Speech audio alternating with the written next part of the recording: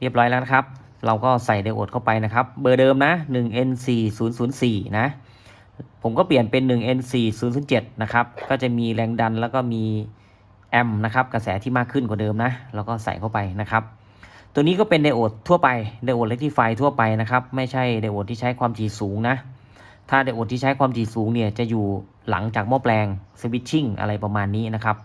ก็เราก็ควรศึกษาชนิดของไดโอดด้วยนะครับคราวนี้ผมใส่ลายแล้วก็นิวตันเข้ามาเรียบร้อยนะครับอันนี้เป็นไฟบ้านนะก็ต่อจากข้างนอกเข้ามานะครับจากนั้นนี่ก็ต่อสวิตช์เรียบร้อยนะครับอันนี้ลาย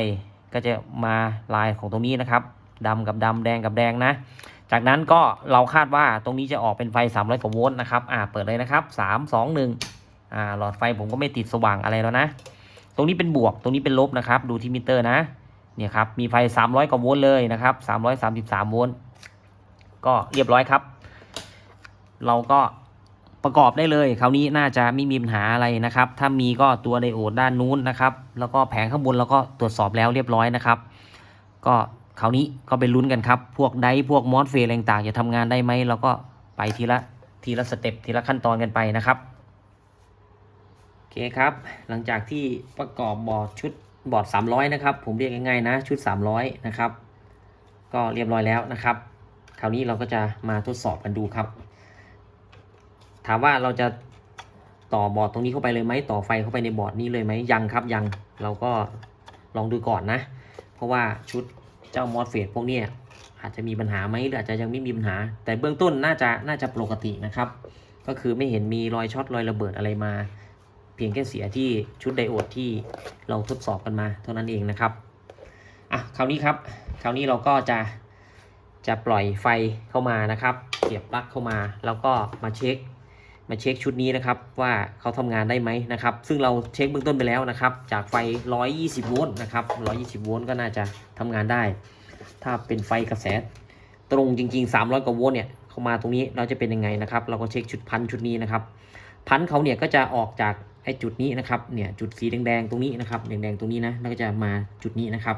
แล้วก็กระจายออกไปนะครับเราก็จะมีอีกชุดคู่หนึ่งก็เป็นชุดหม้อแปลง300:1ครับน่าจะประมาณนี้นะตรงนี้ผมก็ถอดอันนี้ออกเรียบร้อยนะครับอันนี้ก็เป็นจุดที่จะลงไปที่หม้อแปลงนะครับเราก็จะใช้หลอดไฟในการทดสอบดูก่อนนะครับยังไงเราก็ทำตามขั้นตามตอนของเราไปนะครับเปิดเลยนะครับคราวนี้เราก็ต่อผ่านหลอดไฟปกตินะเปิดนะครับ3 2 1เรียบร้อยนะครับหลอดไฟสว่างแล้วก็ดับไปนะครับทำงานได้แล้วนะครับตอนนี้ทำงานได้แล้วพัดลมติดนะหมุนเรียบร้อยทุกอย่างนะครับน่าจะปกติแล้วนะครับตัวนี้เป็นกราวนะตัวนี้เป็นกราวนะครับอันนี้ก็เป็นไฟ25ออกเรียบร้อยนะครับแล้วก็วัดที่หลัง IF นะครับก็ออก13โวลต์ปกตินะครับเหมือนที่เราเช็คเรียบร้อยแล้วแหละเรียบร้อยครับตรงนี้ไฟ300ก็น่าจะมานะครับตรงนี้จะเป็นขั้วบวกสีดำเป็นขั้วบวกครับไฟ300มาไหมเนี่ยครับไฟ300ก็มาอยู่ที่200กว่านะครับเพราะว่าเขาผ่านหลอดไฟมานะครับผ่านหลอดไฟมาก็น่าจะทำงานได้นะครับคราวนี้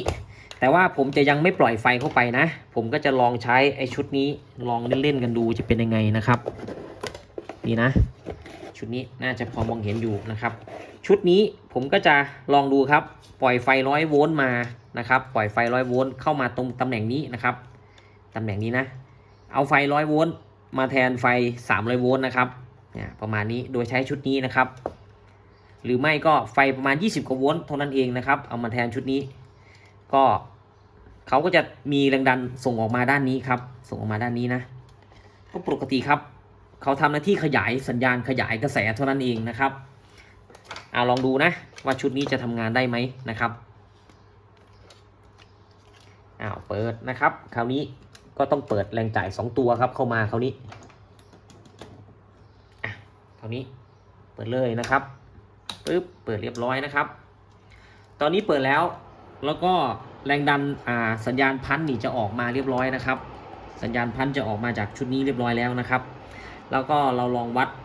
กระแสสลับตรงนี้จะยังไม่มีไฟออกมาเนี่ยยังไม่มีไฟอะไรนะครับเป็น0โวลต์ทั้งหมดเลยนะครับเพราะว่าไฟชุด100โวลต์นี่ยังไม่ได้จ่ายเข้ามานะครับลองดูผมจะจ่ายไฟเข้ามาครับวันนี้ผมจ่ายไฟเข้ามาประมาณสัก 24 โวลต์เท่านั้นเองนะครับจ่ายเข้ามาแล้วจ่ายเข้ามาเรียบร้อยนะครับประมาณนี้นะจ่ายแล้วเมื่อกี้ได้0โวลต์นะลองดูครับตรงนี้จะได้เท่าไหร่ถ้ามีออกมานิดๆหน่อยๆก็เรียบร้อยครับเนี่ยได้ประมาณ5โวลต์ใช้งานได้แล้วครับเนี่ยใช้งานได้นะใช้งานได้ครับก็มอสเฟตไม่ช็อตไม่อะไรครับถ้าช็อตนี่ไฟตรงนี้จะไม่ออกนะครับเราก็ใช้แรงดันต่ำๆครับในการตรวจซ่อมนะครับก็ได้ไม่มีปัญหาอะไรคราวนี้แต่ไฟ100 โวลต์ผมยังไม่จ่ายนะผมก็จะลองใช้หลอดไฟครับค่อมเข้าไปตัวนี้หลอด220 โวลต์ครับเขายังไม่ออกนะครับต้องหลอดประมาณสัก10 กว่าโวลต์น่าจะออกนะ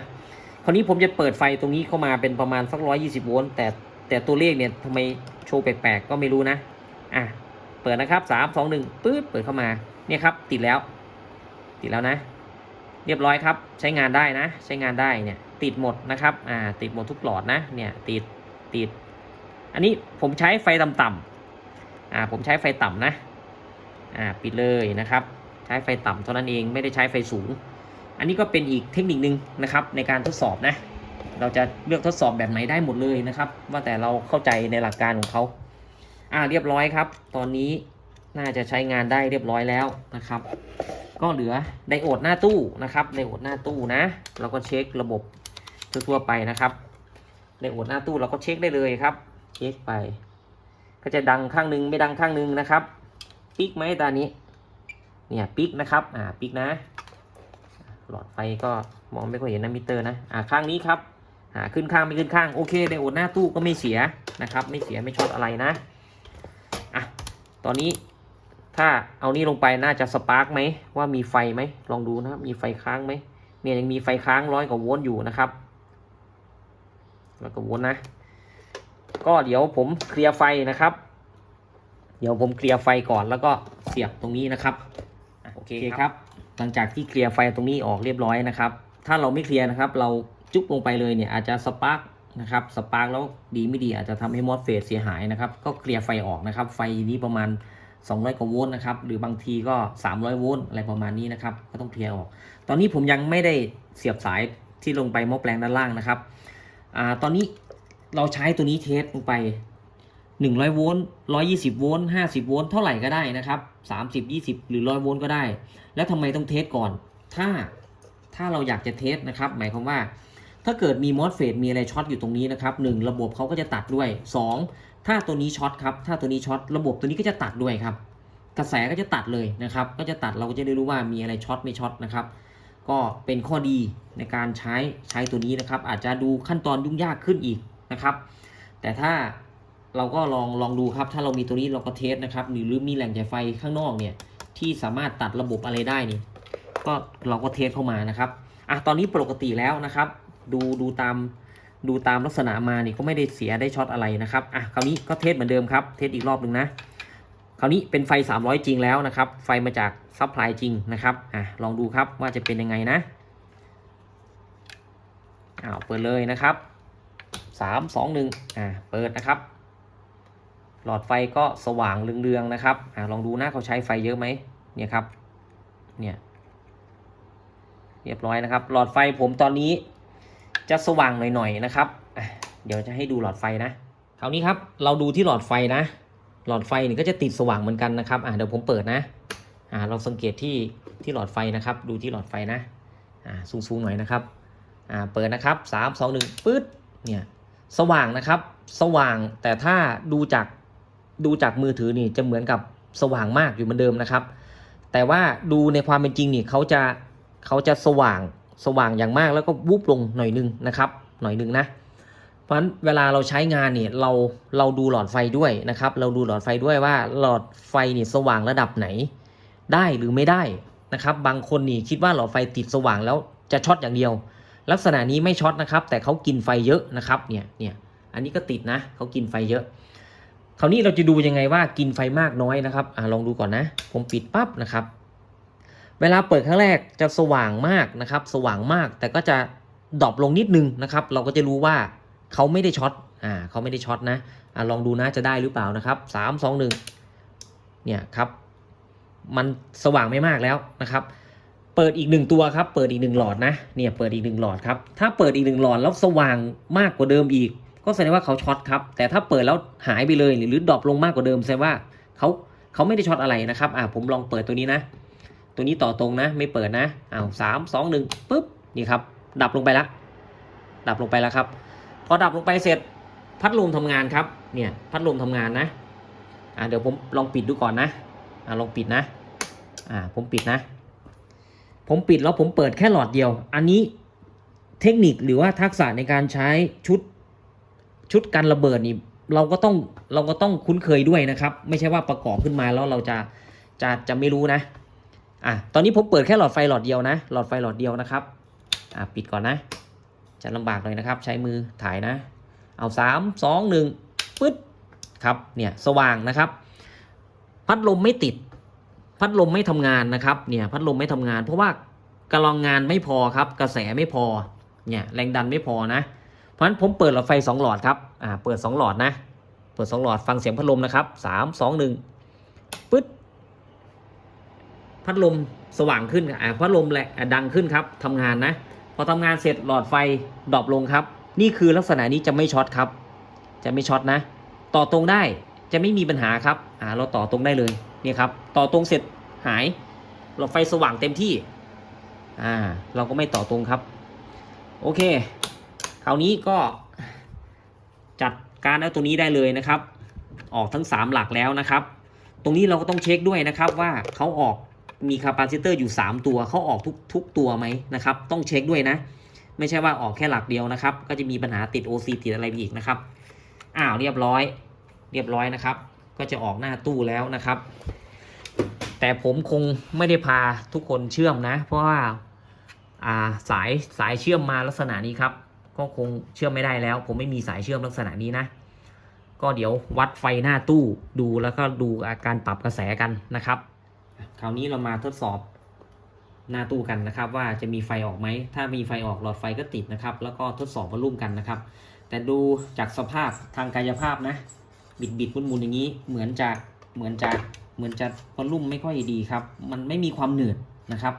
ถ้าวอลลุ่มตัวดีๆปกติจะมีความหนืดอยู่นะครับถามว่าปรับได้ไหมอาจจะปรับได้นะผมยังไม่ได้ลองวัดดูนะครับเปิดเลยนะครับ1หลอดเหมือนเดิมนะเราแค่ทดลองว่ามีไฟออกไหม3 2 1ปึ๊บติดไหมครับเนี่ยติดนะติดเล็กๆนะครับมองแทบจะไม่เห็นนะเนี่ยครับพัดลมก็มีหมุนนะเปิดพัดลมครับ2หลอดนะเนี่ยติดแล้วครับติดแล้วนะเนี่ยติดแล้วนะครับก็โอเคทำงานได้นะครับก็ลองเช็คที่วอลลุ่มครับคราวนี้ซ้ายสุดขวาสุดครับไม่รู้ว่าตัวไหนเป็นบวกเป็นลบนะซ้ายสุดขวาสุดเราก็จิ้มเข้าไปเนี่ยครับเข้า8โวลต์มีไฟเข้า8โวลต์นะครับไฟออกครับไฟออกจะอยู่ตรงกลางนะตรงกลางแล้วก็จิ้มเข้าไปนะครับออกไหมลองดูครับหมุนครับคราวนี้เนี่ยหมุนก็ใช้ได้อยู่นะครับโดยกายภาพก็ใช้ได้อยู่หมุนเข้า8โวลต์ออกสูงสุดนะครับสูงสุดอยู่ที่8โวลต์นะก็ปกติครับแต่วอลลุ่มเขาดูไม่ค่อยนั่นเท่าไหร่เนี่ยมีหายไปช่วงหนึ่งนะครับแต่ก็ถือว่าโอเคไหมปรับได้อยู่นะครับก็มีปัญหาอะไรก็ใช้งานได้ปกตินะเนี่ยเร่งขึ้นเร่งลงได้นะครับเนี่ยบางคนบอกว่าปรับไฟแรงได้ไม่ได้ดูที่วอลลุ่มก่อนนะครับซ้ายสุดขวาสุดนะอันนี้ผมต้องมาวัดเพราะว่าผมไม่มีสายเชื่อมถ้ามีสายเชื่อมผมไม่ต้องวัดก็ได้ผมก็ไปเชื่อมของจริงได้เลยนะครับก็ไฟจากขากลางสีดำเนี่ยจะวิ่งเข้าที่ VR ตัวนี้ VR ตัวนี้ก็วิ่งเข้าIC ตัวนี้นะครับก็ประมาณนี้ครับก็ถือว่าสำเร็จสมบูรณ์แล้วนะครับใช้งานได้นะครับเดี๋ยวผมมาหลอดไฟออกแล้วต่อตรงดูครับคราวนี้ต่อตรงจะเป็นยังไงนะครับ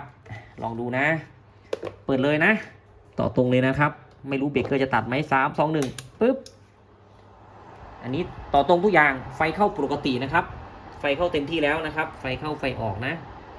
ไฟออกที่64โวลต์ครับรุ่นนี้สูงสุดนะก็โอเคทำงานได้ครับก็ต้องส่งแล้วครับประกอบเครื่องส่งกลับแล้วนะครับก็ได้เท่านี้นะไม่สามารถจะทดลองเชื่อมได้แต่ดูหลักการแล้วเนี่ยดูโดยสภาพรวมก็ไม่น่าจะมีปัญหาอะไรนะครับสรุปแล้วไดโอด4ตัวช็อตนะครับช็อตไป2ตัวนะเนี่ยชุดนี้นะครับสรุปกันนิดๆหน่อยๆนะ เนี่ยสรุปนะครับสรุปชุดนี้เสียแผงนี้เสียนะครับเจ้าของก็เลยต่อไม่ถูกนะครับอาจจะถอดออกนะครับอาจจะถอดออกแล้วก็ต่อไม่ถูกก็เลยคิดว่าตัวเองต่อผิดอะไรประมาณนี้ที่ไหนได้ต่อถูกแล้วนะครับอาจจะต่อถูกแล้วล่ะต่อถูกหลายรอบแล้วนะครับแล้วก็มาช็อตที่ตัวภาคเกไฟเท่านั้นเองนะครับ